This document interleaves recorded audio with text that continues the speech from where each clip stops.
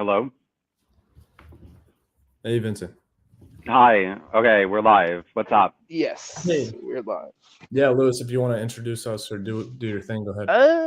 I don't know. I think the audience is rather familiar with Vincent Bruno. For those who don't know Jason, this is a former. Which branch of the military was it again? Yeah, so Uh, let's just say Army linguist. I was in the Mandarin Chinese sector. yes. Who was kicked out for being too based and red pilled, and currently resides in the great and glorious country of Russia. I Yes, the think that Russian tradition. I think that's about all you need to know for backup for these people.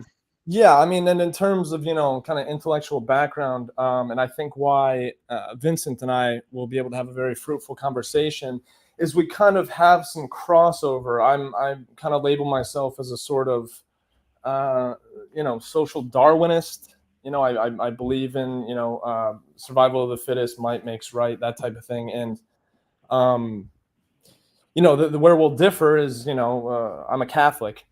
And so I think, we can find some really And interesting straight. disagreements. Exactly. Mhm. hmm Um, well, yeah. So when you said social Darwinism, are you talking about this beyondism I'm involved in? Yeah, I don't, actually, so yeah, we can actually just jump right in there. So before I hopped on the stream, I was reading your back catalog, Vincent. You have quite an extensive back catalog. Why don't you like tell me a little bit about it? Like why you were writing, kind of the nature of the writings, stuff like that. you're talking about all my blogs. Yeah. Well, I have a lot of beliefs and I have a lot of beliefs and I have a lot of things that I want to get out and I have, this kind of need to evangelize. I'm a polemicist. Mm, So I have all of these different blogs and I go into different topics. One of the big one is the Noahide laws. I go into that. I used to have a Hindu blog, but I left Hinduism and haven't been blogging on that as much anymore. And I have blogs on Beyondism, and now I have a gay militancy blog and lots of blogs. And I just feel the need to kind of get my word out there. yeah, so I think something that kind of maybe this audience, the Cube audience, may find less shocking than, let's say, the normal audience would be homosexual, no, militant homosexuality. Yes. And what's interesting about that, Vincent, is I looked into Beyondism last week after I heard your conversation with your therapist. I really hope you don't give her another red cent. She had the IQ of a hot potato. I don't think she really challenged you Well, intellectually. it looks like she can't handle me, and so they're gonna reassign me. Yeah. I think you'll get more challenge from me if I'm going to be honest. And so I started looking into Beyondism, and the interesting thing is that, correct me if I'm wrong, it's a eugenicist philosophy, correct? Yes, it is. I don't know if you got to see the blog religionofbeyondism.blogspot.com, but I have the catechism and I have the chapter summaries. But yes, the point is it's a secular eugenic religion. Yes. Mm-hmm. Okay, and just so again, my background, I'm a linguist. I speak Chinese, Russian, and so I tend to begin at the level of language. And eugenics, the prefix "eu" just means good, right? So of course we have the word for eulogy, for example, just means a good word, right, about the dead. Mhm. And so eugenics is just good genetics. And kind of one of the first places I want to challenge you is kind of the notion that homosexuality in itself is dysgenic. How would you respond to that? Um, I would say that yes. Well, on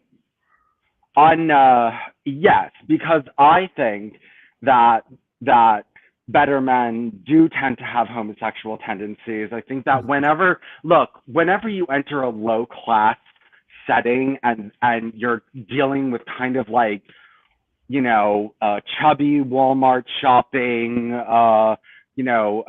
Christians and, that look ugly and are dumb, you're going to find more homophobia, and you're going to find less acceptance of that. Whereas the higher you go up in the classes and the more refined people are, the more educated people are, and things like that, the more accepting they are of homosexuals. And I think you find even more homosexuals. And I think that one of the things of repressing homosexuality and forcing men into closet is to make sure that these men who are very desirable, who would otherwise take an easier route and go homosexual rather than being with a woman and having kids and having to take care of the kids and all these other kind of things. And I do think that there's a type of man who wants to pursue intellectual pursuits more than take care of children.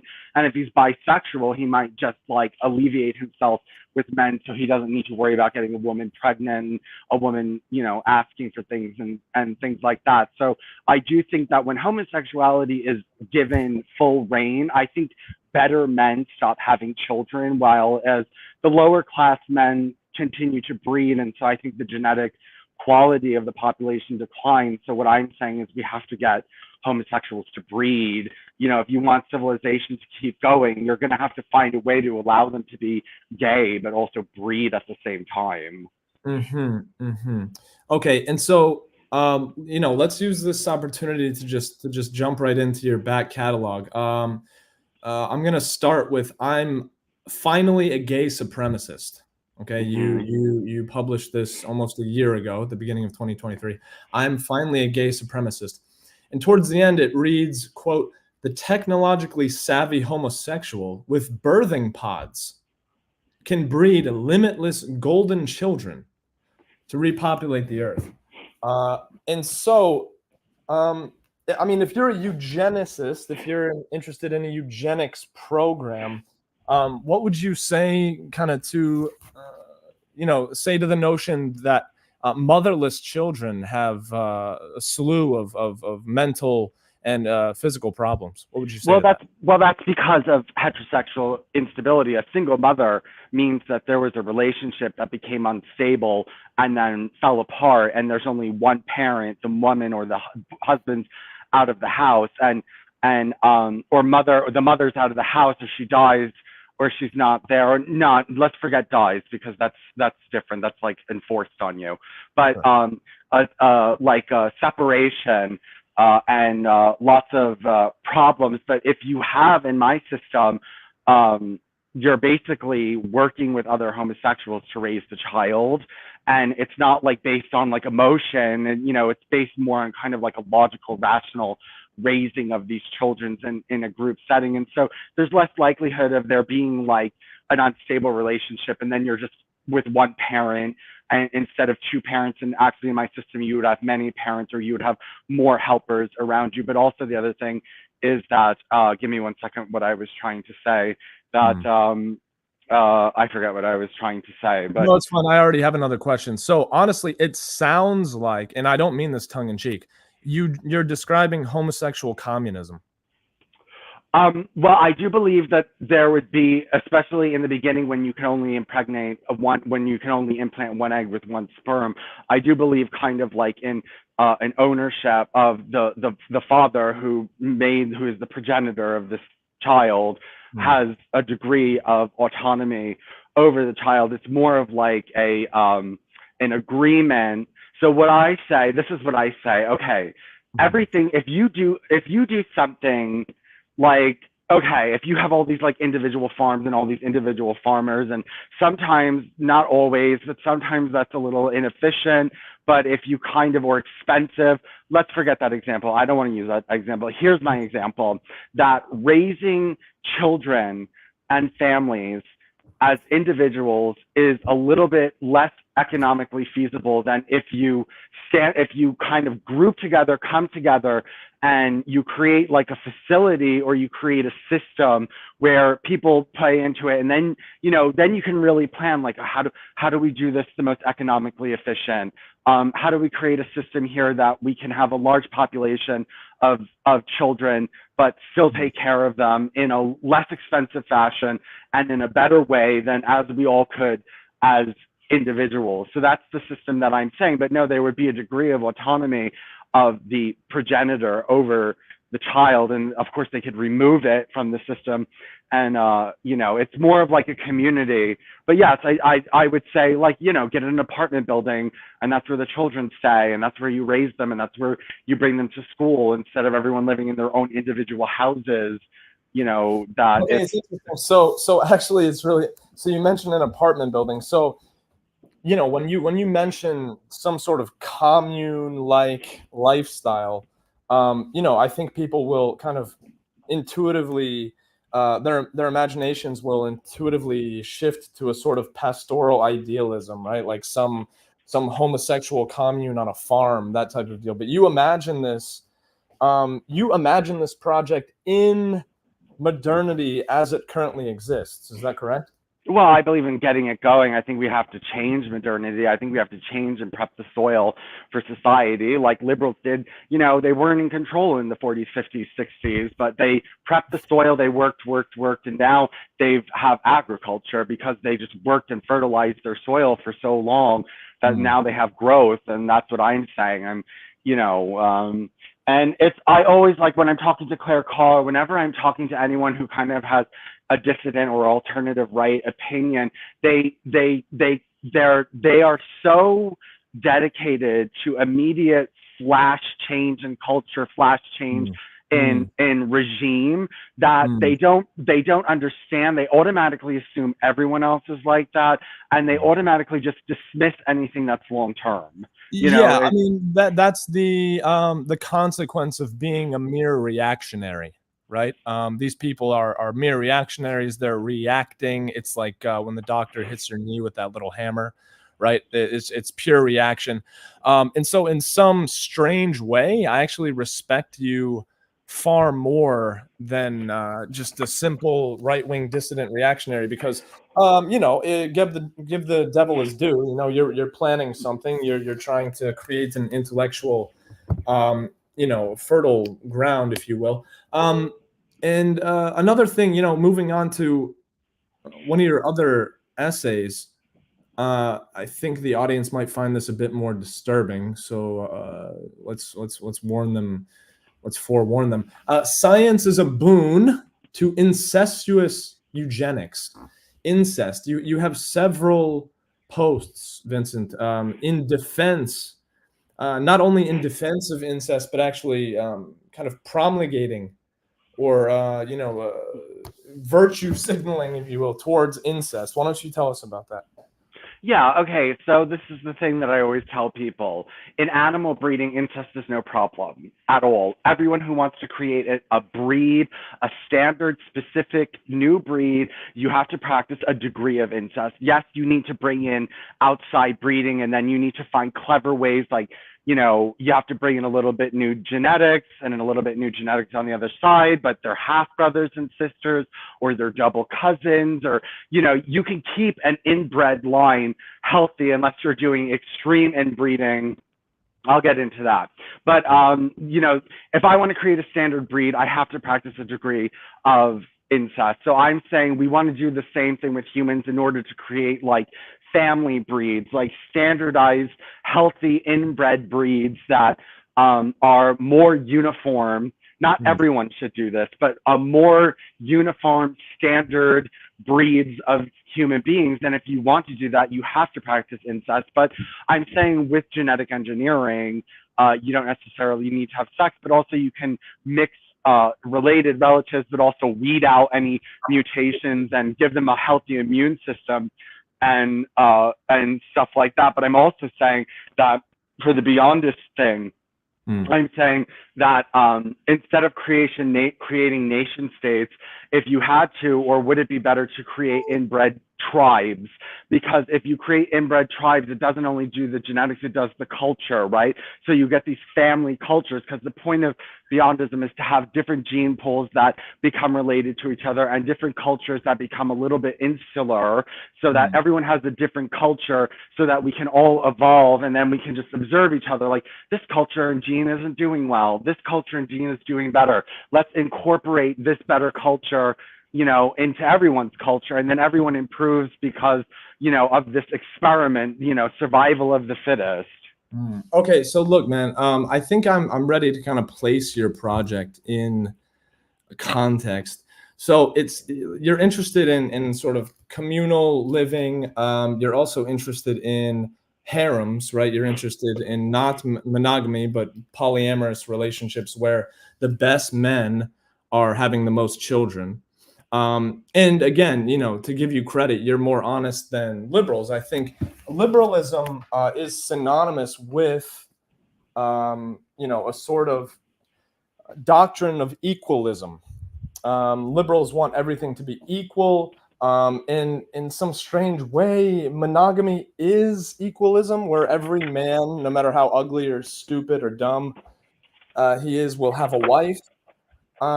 And so I guess really what you're offering is kind of a cultural, spiritual replacement for Christianity. And it's a logical.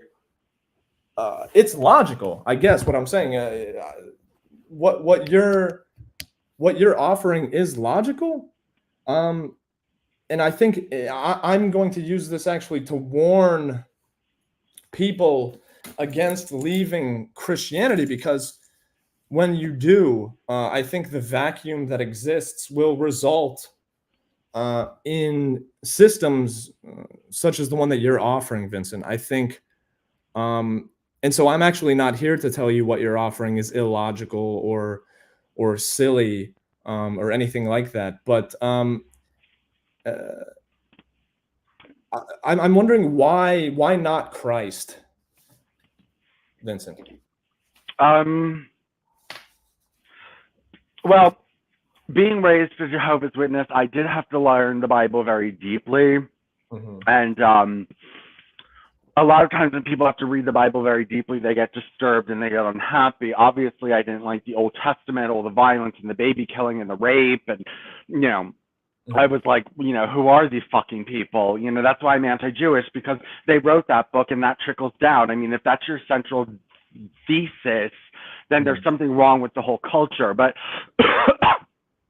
I know Christianity focuses on that left, but what was Jesus the Messiah of? He was the Messiah of the Israelite religion and all the rape and all the slavery and all this other kind of stuff. That's kind of like if I went into the Native Americans and we had a prophecy, no, we're going to have a Messiah, and we raped and killed and murdered and everything, all the Native Americans. But then it all became peaceful because we took over and all the Native Americans are dead and nobody's, we have peace. And then this guy comes and says, well, I'm the Messiah of this era of peace. Well, there was a lot before you got here. Why do you want to claim that you are the Messiah of a peace that came through by genocide? Mm-hmm. And so, what about meaning, Vincent? In this, look, man, I feel comfortable calling it homosexual communism. Are you against that? Hold on. Sorry, I was eating something. No, because I think that this is more of kind of like a commercial agreement. It's a little bit more of okay, maybe it's like a co-op where, look, okay, here, think about it this way. If everyone got a house, you have to mow your lawn. You have to worry about pipes and exploding and things like that. And, you have to have land and you have to have this and you have to have all that. If everyone has a co-op and everyone owns an apartment in the apartment building, well, then all of that is taken care of for you, right? And you don't have to worry about that. And the co-op is going to find ways to do all these things cheaper. They don't want to mow the lawn for a lot of money. They're going to find a cheaper way to mow the lawn, and they're not going to maintain the whole apartment building very expensive. They're going to want to find the best way to cram as many people in the same area as possible and give everyone a good form of life, but don't, choke everybody. And hopefully this is less stressful financially and socially and on the person than is everyone having an individual house all around the place. Vincent, are you a capitalist? I believe more in the guild kind of system. I do believe in guild systems, but I think the guild system needs to be mixed with some form of capitalism and some form of communism and yeah, something like that. I think that each system has a little bit of something to offer. We have a guy in the cube. His name is Jack Starr. He's a shadow paladin. I think he believes in the guild system as well. Okay, so look, it sounds like this project honestly might be just an extension of capitalism, a homosexual extension of capitalism based in eugenics. Yeah, a little bit. And I did read there are homosexuals who are very pro-capitalist because they say, well, look, we're treated best in capitalist countries and in communist countries. Well, basically what they were saying, what this homosexualist capitalist was saying, was that in capitalism, individual people can be special and like grow themselves as these little special empires. And like, if you're weird, if you're different, if you're unique, if you're especially talented, that capitalism helps you more than communism does, and that you shine the brighter. And he said, well, homosexual men are exceptional. We are brighter. We are smarter. We do better, all this other kind of stuff. And he says that to actually make everyone equal negates the what makes homosexuals special. We're not equal to heterosexuals. Heterosexuals are more equal to each other. It's kind of more like an even playing field where, you know, nobody's that exceptional. There are exceptional heterosexuals. Of course, there's a lot of them, but homosexuals tend to be even more homosexual. So it hurts the homosexual more to like even everything out. Okay, but what about the fact that homosexuality seems to spread as a contagion? I think a vast majority of homosexuals were abused as children, and a lot of people theorize, and I think it's in pretty stable ground, that the reason a lot of men are homosexual is precisely because they were abused early in childhood. No, that's not true. I was never abused, and this is a myth. And the other myth, the It's other not a side myth. comes. It's not a myth. It's not a myth. There are a lot of statistics. No. Psychological association of men. Absolutely. Most homosexuals were never abused. The vast majority of people are not sexually abused, so the vast majority of homosexuals are not sexually abused. Okay, now look, I'm not saying there aren't some men that are born gay, but I think the idea that that homosexuals are abused in childhood is a pretty well established fact. But I'm not going to really die on that hill, to be honest with you. And let me ask you, why do you have an interest in incest? Is it only a pragmatism? You're only interested in the pragmatic results of incest, or do you have some sort of deeper interest in the topic? No, I'm an incestophile. My first sexual attraction ever was incestuous. Yeah, I can't hear you, Vincent. Oh, yes. Hold on. Yes, I'm an incestophile, and my first sexual attraction was incestuous. And I don't say who because I don't want to embarrass that person. If everyone ever listened to this, I use my real name, and I don't want to drag them into it. But yes, I did have incestuous, and actually had incestuous desires for others, and I have practiced incest. Not like hardcore incest, like light touching nakedness incest, like not like we didn't actually penetrate or have sex or anything like that. But I'm generally attracted to incest, and I've tried to initiate it. And the thing is that when I was younger and I was spiritual, I believed that there was a spiritual significance to it, and I thought that it was kind of like holy, whereas I don't really think that anymore. So I don't have that motivation behind it, but there was a religious undertone to it. Mm-hmm. And you're a racist, correct? I'm not a racist. I believe that the different races are different. I think there's ways to utilize the different races together while keeping them separate, but also in Beyondism, there's also mixing. There's also, because you're keeping all these separate cultures in order to mix them in, and there is the idea of creating half-breeds and hybrids and different new family lines and stuff like that. So I wouldn't be against interracial breeding across the board, but there needs to be certain degrees so that you can make your paint wells. You need green, you need blue, you need this. If you mix all the colors together, you just have black, and then you can't draw anything out anymore. Okay, so I'm gonna kind of start to push back a little harder now, Vincent. So in your article, science is a boon to incestuous genetics. You kind of explain that you're into beyondism, and then you explain it. Okay, and I'm going to quote you right now. So, beyondism prescribes that the human race break up into ethnostates, so that each nation is a cluster of related genes. Then we allow these ethnostates to form their own cultures. Okay, so I really hope people listening closely will kind of see the absurdity of this definition. What is the difference between the definition I just read and the medieval definition of a nation state? Um, I don't think there would be one.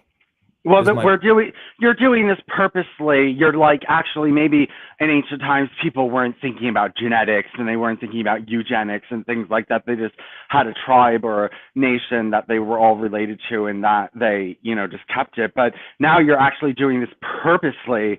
And yeah, you're doing it purposely to manipulate, genetics and to keep, create a slightly or more standardized population of Germans, of Norwegians, of Swedish people, of British people. And but you're also doing this, it's called cooperative competition.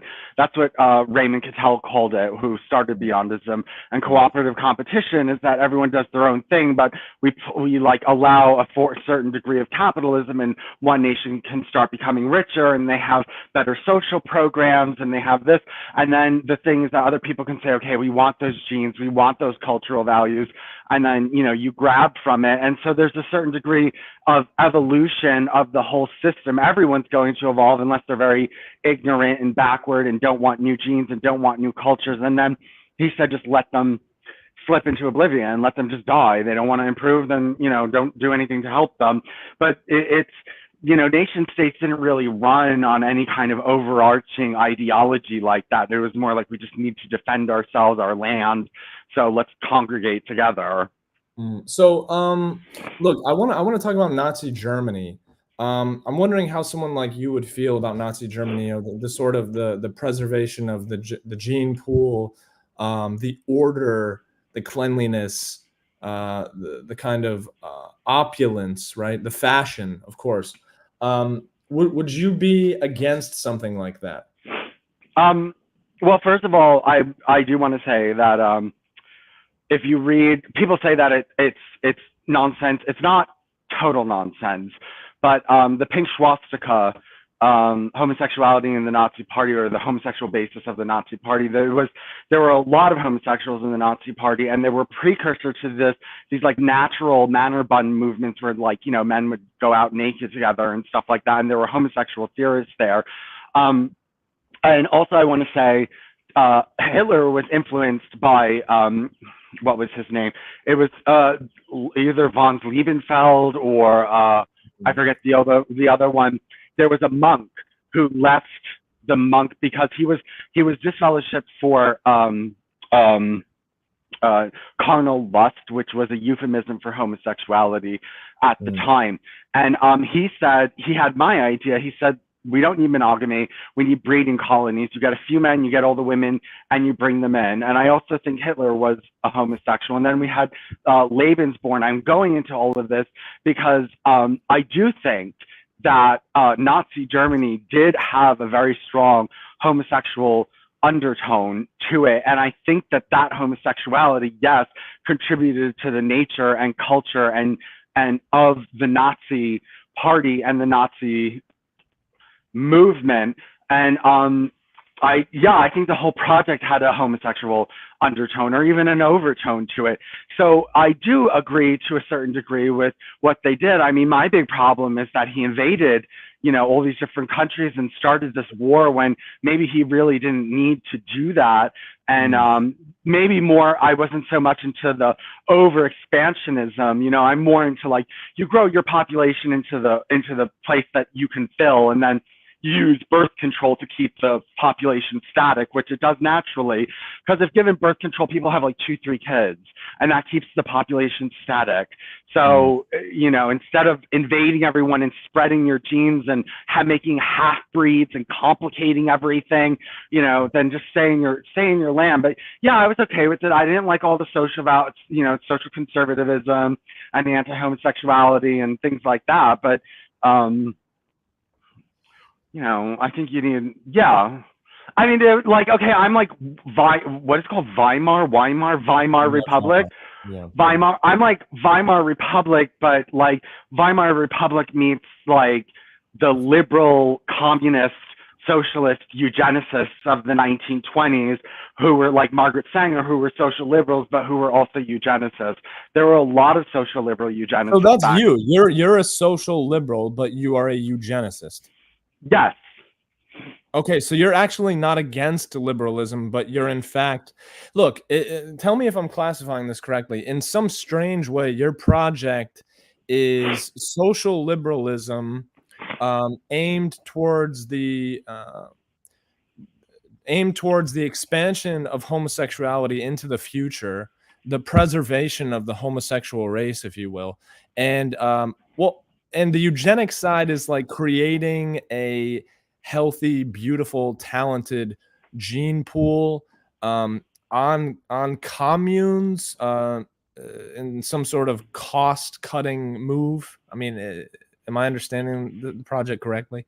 Yes, like kind of like mass production, but classy, not like low class Walmart class, like mass production, but like really nice, like high end, like, this is like Gucci, better than Gucci. This is like nice shit. You know what I mean? And like, because I think homosexuals can be communist and nice and good at the same time and create a nice product. But as I said, it's not full reproductive communism. There's a degree of ownership over the child and a degree to remove it. If you want to go live on your own and, raise a child your own, then go ahead. But, this is kind of like like you said, a cost cutting, effective, efficient. And then, if you're big, we'd have better genetic testing facilities. We would have better genetic engineering facilities, because when you come together and you get a big, large university, you can do a lot. The liberal project, by and large, is, like I said earlier, it is based in the doctrine of equalism. It is about the erasure of borders. It's about turning all unique colors, like you said earlier, green, blue, violet, red, into some poopy smear of shit-colored brown. And so I'm wondering how you square those two. You're a liberal in some sense, but you're interested in the preservation of borders, and so in that way you're illiberal. Well, there was no different. Look, this idea that you can't be nationalist and racist and a eugenicist and in certain ways very conservative. It's impossible to be that, or it's so strange to be that and a social liberal at the same time. When, if you look in the 1920s, especially when the eugenicists were popping up, I actually have an article on this. It's called Eugenics and the Culture of Licentiousness, or something, licentiousness. The eugenics of licentiousness. If you look that up on Bruno's blog, m.blogspot.com, you'll find it. But I showed the very, very liberal path that eugenics took. And actually, the more successful eugenicists were liberal eugenicists, and they were racist, and they did believe in nationalism, and they did believe in a certain degree of actually wanting to breed liberal people, wanting to breed people that had socialist tendencies, and wanting to breed a population that would be able to sustain socialism. And there was a certain degree of centralized organization to that. I mean, Margaret Sanger wanted them to put birth control in the water supply so that women would stop having children. There was a degree of authoritarianism there too. Yes, and again, Margaret Sanger said, okay, the invalids and all this other kind of stuff should be put on reservations and taught to work, and they'll be taken care of. And she did have a certain degree, and she did say she wanted to build a super race. So this idea that you couldn't have social liberalism and degrees of this type of authoritarianism, it wasn't considered like that back then. It wasn't considered like such a weird mix to be liberal socially, but also a nationalist and wanting to preserve your country and stuff. So this is really where we're gonna jump into my realm of symbolism. Okay, are you familiar with Jonathan Peugeot? No. Okay, he's an offshoot of Jordan Peterson. Okay. He has a project called the Symbolic World. Okay. It's mystic. Okay, I'm going to warn you, but I'm not trying to get into the mystic side right now. Um, Basically, the heart of the project can be boiled down to the idea that the whole world can be seen through a dichotomous symbolism, rooted in, of course, chaos and order, right, above and below. This is phenomenologically true as well. So it's not only mystic. It's philosophically sound. Our perception works symbolically as well. Of course, if I'm looking straight at a wall, whatever is in front of me is going to be clearer. It's going to have more attention than something in the periphery, right? So even our vision works in this sense. So again, it's rooted in above, below, chaos, and order. And with that being said, I don't know if you've really taken into consideration the fact that momentum also fits into the symbolic project. And when liberalism, whether it be social or what have you, when liberalism gains momentum in any sphere of society, it begins to erode because liberalism as a principle is acidic, Vincent. It only consumes and destroys. It has no capacity to create. That is why we have dysgenic hordes burning down our cities and destroying our countries as we speak. And so it seems to me a very deep contradiction to claim to be a social liberal, where at the same time you really want to preserve some sort of Hitlerian eugenics program. Do you see where I'm going with this? Well, okay, they say Hitler killed Rome because actually Rome was a threat to him and that had the potential to take over the Nazi Party and the nation. And I think that I think that the Nazi Party and the Nazi state would have it lasted a lot longer if he had taken over. So I think that, yeah, I would say it would take a lot long. It would have, I don't see why you couldn't have Nazism led by kind of like a homosexual. Well, I'll tell you why. I'll tell you why. You tell me what you think. If you take social liberalism, for example, we look to liberate again at the level of language. To liberate is to free, but it's chiefly to free from something. So in our analysis here, the preposition actually is key. It's not only where we are free to do something, okay, but we are being freed from something. We are being freed from the chains or the bondage of, let's say, social mores and values, okay? So women were given the vote. They were liberated from the kitchen, for example. They were given the pill. They were liberated from the chains of the danger of pregnancy, right? Okay. And so in any case of liberalism, someone is being liberated. And as it spreads, like I said, like a virus, it's acidic. It begins to eat away at all the chains in society that are holding us down. That's why everything right now is so chaotic. And order is going to swing back. Reality itself is a pendulum. It's a law of physics as well. So this isn't only mystic. You can see this in your realm of physics. Reality is a pendulum. Everything has momentum, and momentum will begin to slow, and then it will swing back around. And so I don't see any way that you can promote liberalism, and preserve a sort of concrete, brutal dictatorship of the gay. I don't see how. Well, it's not a brutal dictatorship. I mean, it's more of like, it's not. I'm not promoting like a brutal dictatorship. No, but I look, homosexuals are going to have to kind of like. This is what I told them. You can't just go on as you are. There's you can't go on as you are. You actually have to change if you want to win this. You actually have to fundamentally change. And that's why I talk about genetic engineering. And I haven't written this down yet. But yes, the idea is to kind of create a new humanity who is so different from the old humanity that these types of ideas become possible. If you can't do it, then change. Gay men can't take over now. They're too stupid to take over. So, there needs to be a fundamental change in them. And like I do think, okay, like I have society finches. Have you ever heard of them? Come again? Society finches. Have you ever heard of them? No. Okay, society finches, they have no wild equivalent. Were bred from many different wild species, and then they were kept in captivity for like 1,000 years or something like that.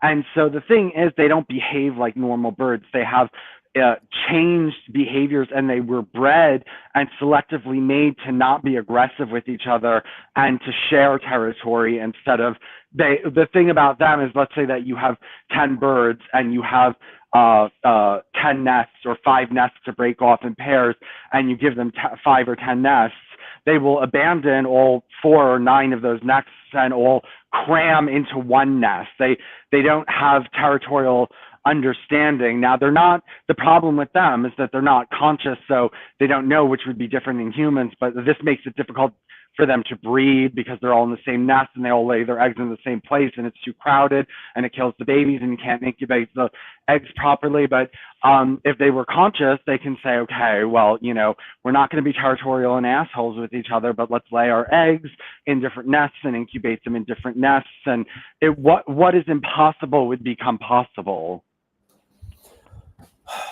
Let me ask you, how familiar are you with the Soviet Union, the history of the Soviet Union?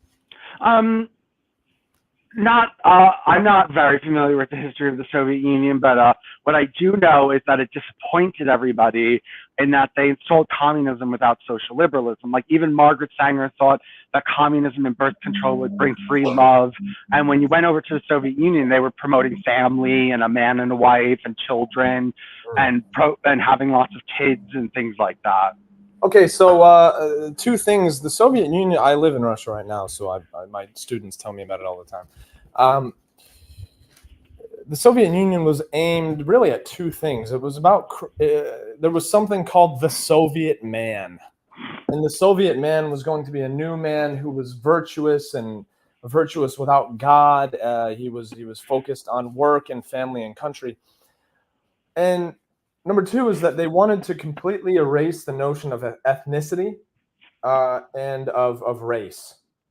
And so, a lot of my older friends who were alive during the time, right, they remember their teachers in school scolding them for calling someone an Uzbek or a Tajik or a Kazakh, simply for, if you publicly, discussed somebody's ethnicity or race, you were scolded.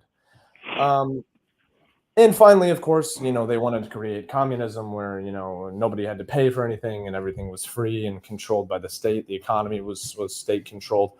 And of course, this failed spectacularly, of course, kind of peaking in the, late 50s, early 60s. People actually had a great life at one point.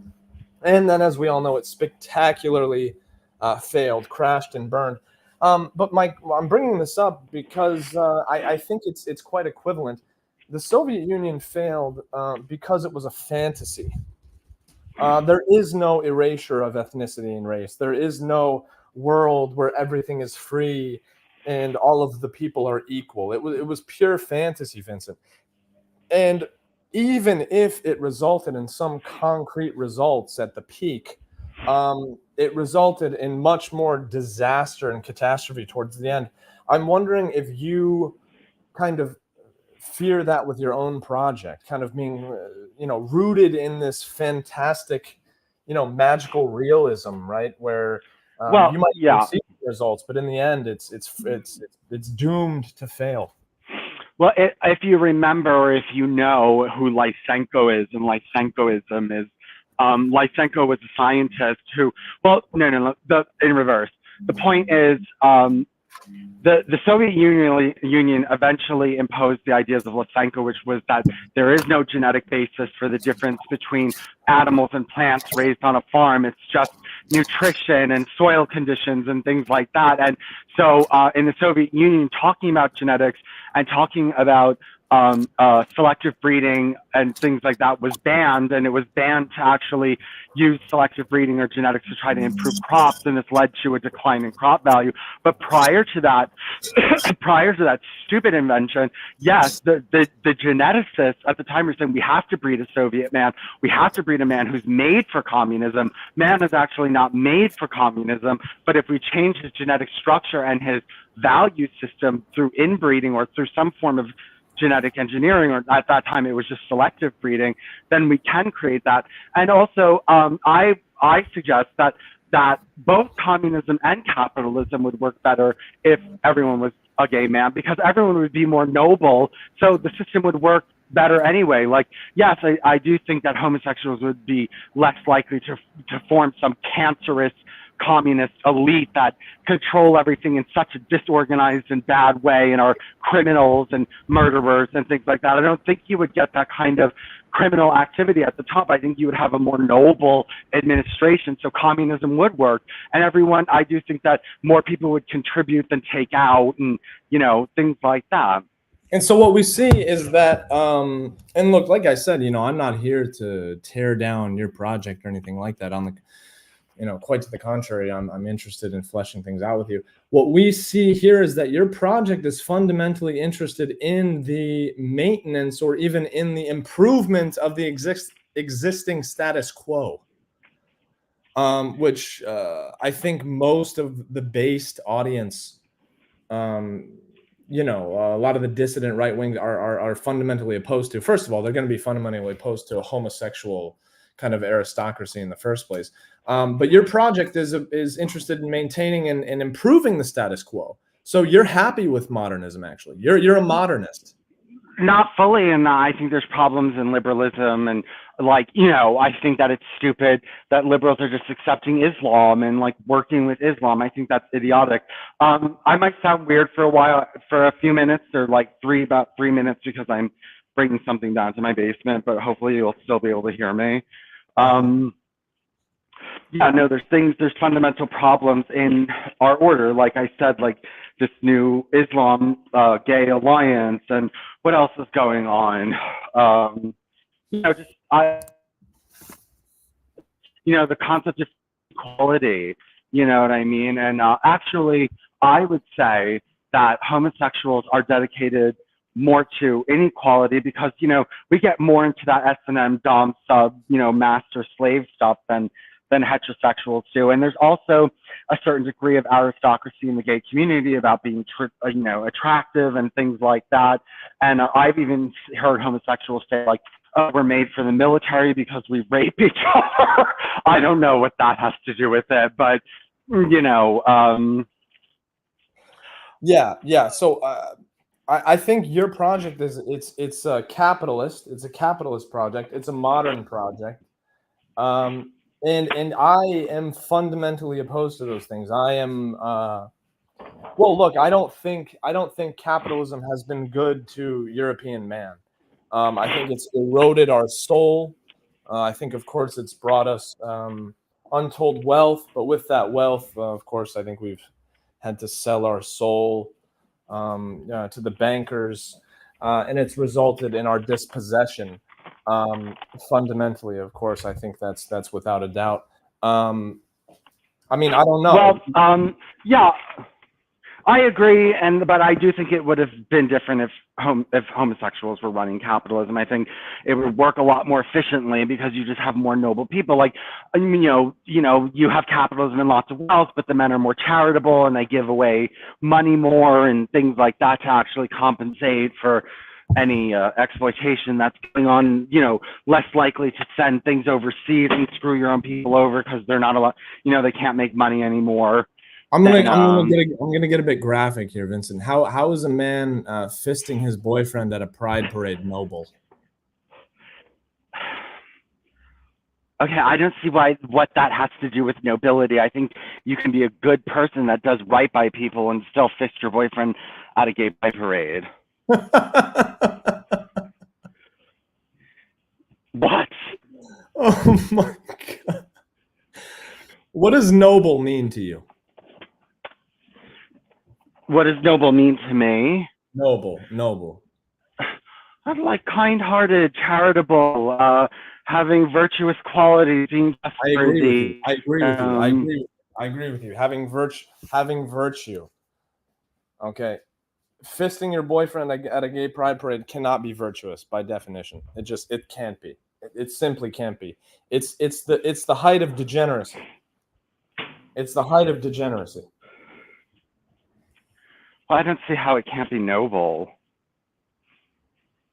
You can't see how public fisting is ignoble. Well, once the whole world's gay and like there's no like women to have to sit there and watch it and everyone likes seeing it, then no, I don't think it would be a problem. Okay, now wait a second. Here, this might be an interesting place to wrap things up. Okay, where do women fit in all this? In the end. Well, in the end, you do get rid of women once you have artificial eggs and artificial wombs. But for now, we need women for eggs. We need them to reproduce anyway because we need more women. You know, they're necessary. They're having the children. And maybe right now we don't have these artificial wombs and we have to resort to surrogacy and things like that. So right now they are important. But once everything's set up in place, and then, yeah, the heterosexuals wouldn't be able to breed. Nobody could have daughters. And then they just die out, and women would die out at that point. Okay, so you are interested in the extinction of heterosexuals? Yes. And of women? Yes. Okay, and so on the earth would be a collection of just homosexual aristocrats? Yes. Okay, who birth golden children in pods? Yes. Okay, now again, back to my realm in terms of symbolism, the feminine, the masculine. Don't you think the world would be void of something if women were gone?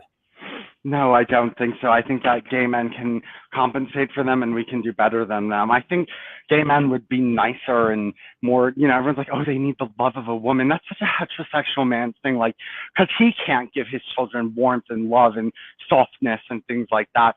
So he can't see how, you know, but a gay man can do that and he can do it better than a woman. A gay man can do it better than a woman. Yes. Oh, Jesus. You know, I really wasn't expecting this in the end, to be honest with you. It's quite a curveball. I don't think, but you know, the interesting thing is you're not actually even interested in convincing other people to a certain extent. You're really just interested in victory through breeding. It's a numbers game for you. Well, eventually I'm going to need, you know, some people to help me, but I'm also not planning on this to immediately be a mass movement. But yeah, I'm also aware of the fact that, you know, if you want to win, you got to breed. And are you looking forward to, you know, founding any sort of, you know, nonprofits or any sort of, you know, political organizations, anything like that? Well, I mean, I think right now it's just getting a following, and I'm talking more of like,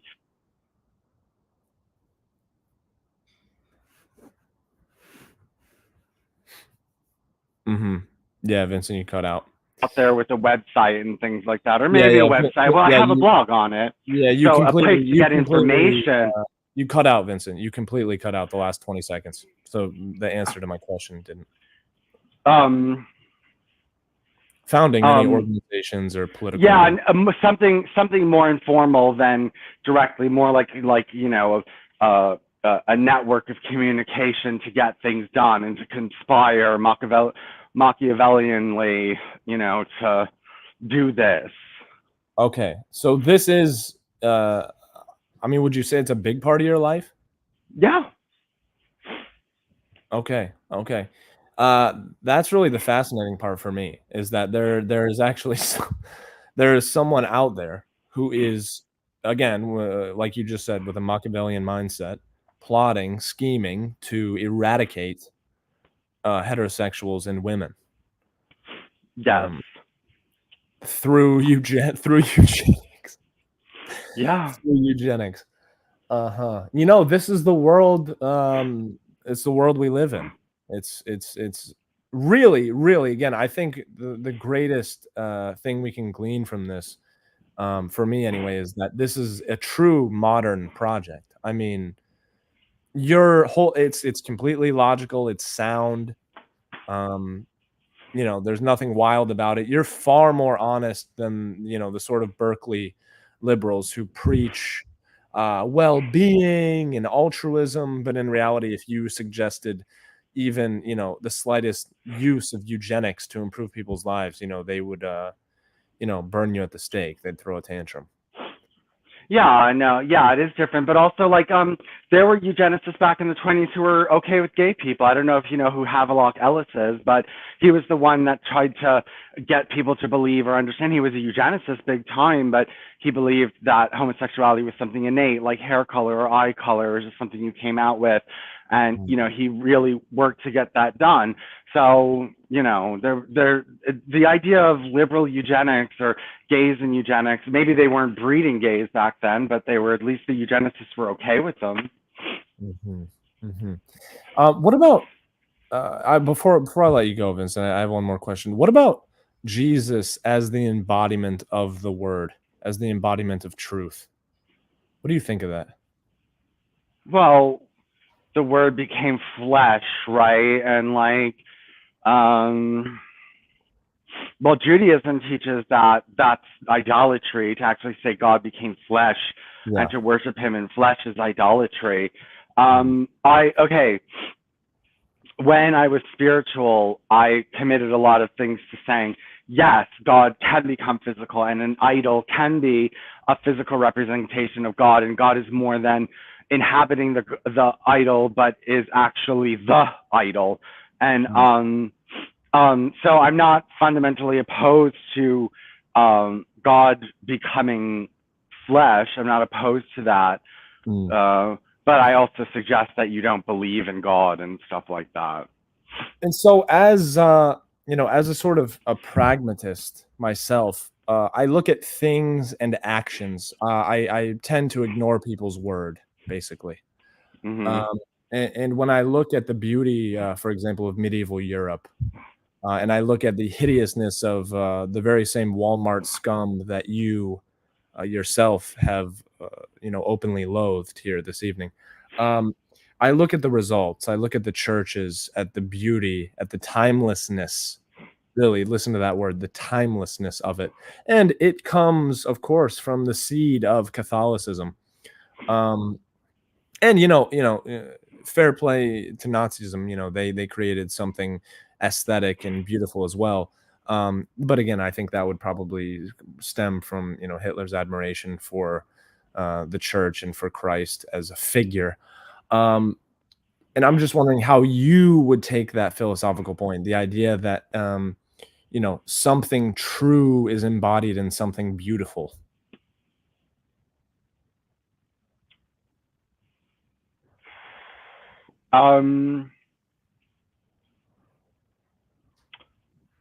No, just because something is beautiful doesn't mean it's true. There's beautiful people who are very untrue, and there's very ugly people who are very true. And sometimes something, actually there's idols that I like because they're ugly. Like there's something like, and they're dark and they're sinister and they look weird and they're, have weird themes to them and dark themes to them and stuff like that. Like sometimes I like that.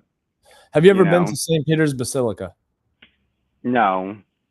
Okay. Well, I was there this summer, and I don't know if you're familiar, but the Pieta, Michelangelo's statue of the Virgin Mary holding her dead son Jesus, is located in St. Peter's Basilica.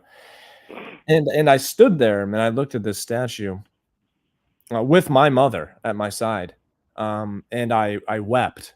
I cried like a baby. It's the most meaningful moment of my life up till now. I'm 30 years old. Most meaningful moment of my life. It was the symbolism of a mother's love for her dead son. You want to erase that symbolism from the world. Your project is interested in erasing the relationship between a mother and a son. You're interested in erasing the Mother Mary and Jesus, ostensibly. What is the most meaningful moment of your life, Vincent? Well, the most meaningful moments of my life are sexual. I Mm-hmm. do at the when I was spiritual, it was religious for me, and so it was not just sex, like I'm just having sex. I thought I was like, where I felt like I was communing with God, and that I was involved in a very sacred ceremony and put a lot of meaning and depth to it. But now that that's out of it, um, it's more of, I can't really explain it, but it is the highest point of my existence. Mm-hmm. Mm-hmm. Yes, The most meaningful moments of your life were sexual yes, with other men. yes. Okay. And so really, I guess I want to offer the audience, and even to you, Vince, and I think it would be an interesting thing to reflect on. Which one is more meaningful, right? That moment I shared with my own mother looking at the Son of God with his mother, or some, um, no offense to me, some strange moment with your cousin or some member of your family. How would you reflect on that? In terms of meaning, again, in terms of meaning, how would you reflect on that? Well, I think my meaning is a lot more virile, Yeah. and I think that it's a lot more mm, intense vibration. And well, sex doesn't have to be meaningless. It can have a lot of meaning to it because the person can mean a lot to you. Mm-hmm. Yeah, I mean, And look, okay, like even the Bible says that they always teach you that the Bible says that you will leave your parents and mate with each other, and that basically your wife becomes your new, like, greatest love, and that, it's like she kind of replaces them and stuff like that. So right. having sex with your wife can become like the person you love the most, and it becomes the most meaningful thing in your life. I think sex can be the most meaningful thing in their life for a lot of heterosexuals who are married to each other in monogamous relationships. And I think that they would say, well, my greatest moments are having sex with my wife. Like, I I love think in her. the end, I agree with you. I think in the end, sex can be, but that's because it will result in the creation of a life that embodies the both of us. We come together, we create something that embodies the both of us in one body. It is the physical symbol, it is the physical manifestation of our love. And in your project, that doesn't exist. In your project, I come into a bag, I come into a sandwich bag. I fuck some sort of plastic orifice, and the result is an embodiment of me. And finally, it really is kind of proof of Douglas Murray's theory on homosexuality, that all homosexual men are narcissists, not narcissists, but the mythological character Narcissus, who, of course, fell in love with his own reflection.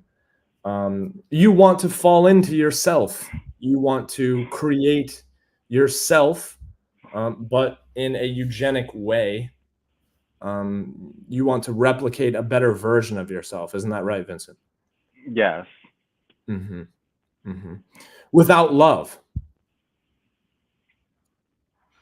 Oh, well, I could have love for the child.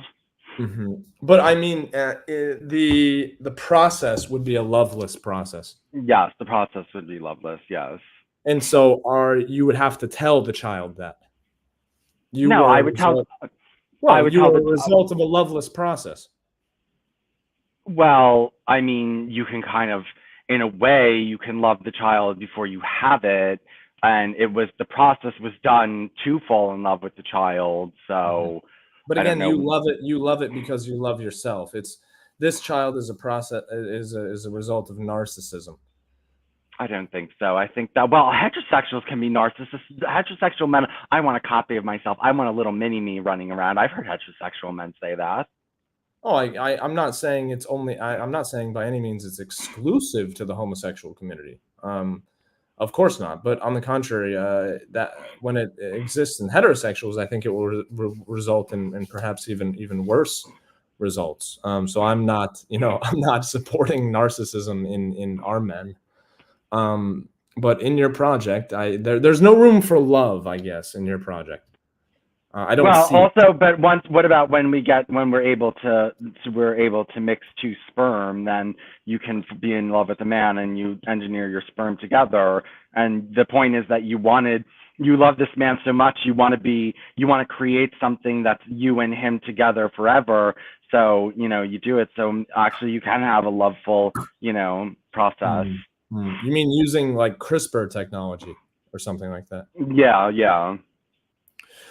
Yeah, look, I mean, again, we're it's in the flesh here. Your project is a capitalist modern project. It's a scientific it's completely logical. Like, I'm not here to tell you it's bullshit. It's real. I'm really here just kind of to show the people, kind of the mechanism under the skin, so to speak. Yeah, you can splice your sperm with another man's, and but I think the world will always be lacking that feminine energy. Well, of course, I mean, when we extinct women, we exterminate them. The world will be lacking feminine energy. There's no doubt about that. Yeah, well, I think that gays can make up for that and do it better. I think that, yeah, and then you don't have this war of the sexes. You can have the feminine without being a war against the man, because we're better able to embody both. And But someone even takes you said in your own writings, I remember I was reading them, like I said before we came on stream, I was reading your writings.